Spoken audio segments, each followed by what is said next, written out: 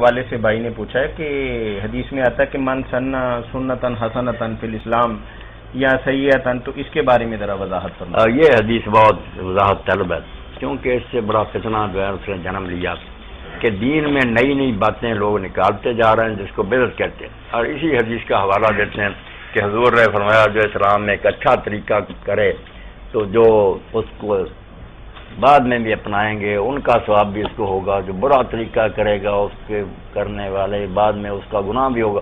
اس سے نکال لیا کہ وہ طریقہ خود گھڑے، نیا نکالے، یہ معنی نہیں ہے طریقہ پہلے ہی ہے دین کا، مگر کسی علاقہ میں نہیں چل رہا، کسی مسجد کے نمازی نہیں کر رہے، ایک شخص نے اس پر عمل شروع کر دیا، یہ لوگوں کو بتایا، لوگ کرنے لگے، وہ بات تھی کہ جس نے دین کے ایک نیک طریقے کو چالو کیا، طریقہ پہلے ہی اسلام میں، کیونکہ اس کا پس منظر جو ہے حدیث پاک میں وہ کیا، حدیث پاک یہ ہے کہ رسول کریم علیہ السلام کے پاس ایک قبیلہ کے لوگ آئے مسافر، پھٹے ہوئے کپڑے تھے، بری حالت ان کی فاقوں سے،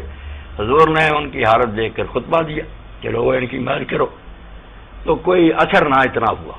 حضور کو غم ہوا کہ لوگوں نے کوئی توجہ ہی نہیں، اتنے میں ایک شخص اٹھا، وہ گھر گیا اور ایک تھیلی جو 3 روپیوں سے بھری ہوئی وہ لے کر آیا، بڑی مشکل سے اٹھا کر لایا، اس نے لا کر جب ڈھیر کی تو اور لوگ بھی دینے لگے، ڈھیر لگ گیا، حضور کا چہرہ بس سونے کی طرح دمکنے لگا، تو وہاں آپ نے فرمایا کہ من سنہ فی الاسلام سنت حسنہ، جو ایک اچھا طریقہ اسلام میں شروع کر دے، یہ طریقہ من گھڑ تھا خیرات کرنا، یہ تو پہلے ہی دین تھا، مگر پہل اس نے اس مجلس میں کی، تو آپ نے فرمایا جو پہل کر دے بعد والے پھر جو ان کا ثواب بھی اس کو برابر ملتا۔ حدیث کا آغاز تو یہ صحیح مسلم میں پڑھ، وہ بدعتوں کی کب بات تھی کہ نئی صلات نکال لو، نئی نمازیں نکال لو اور قبروں پر اذانیں نکال لو، تو حوالہ اس حدیث کا دے دو، یہ حدیث پاک کے ساتھ ٹھٹھا ہے، ایسا نہیں ہے، طریقہ ہے دین میں،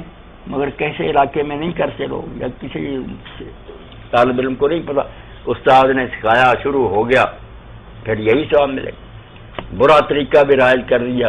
کسی گاؤں میں قتل نہیں ہوتا تھا، ایک نامراد نے قتل کر دیا، اب چال پڑی اور قتل ہونے لگے، گناہ ہوگا، جیسے قابیل کے بارے میں حضور نے فرمایا کہ اب جتنے قتل ہوتے ہیں ہر قتل میں سے ایک گناہ اس کے ذمہ لکھا جاتا ہے کہ اس نے ہی سنت قتل، وہاں بھی لفظ یہ کہ قتل کی سنت تو اس نے جاری کی،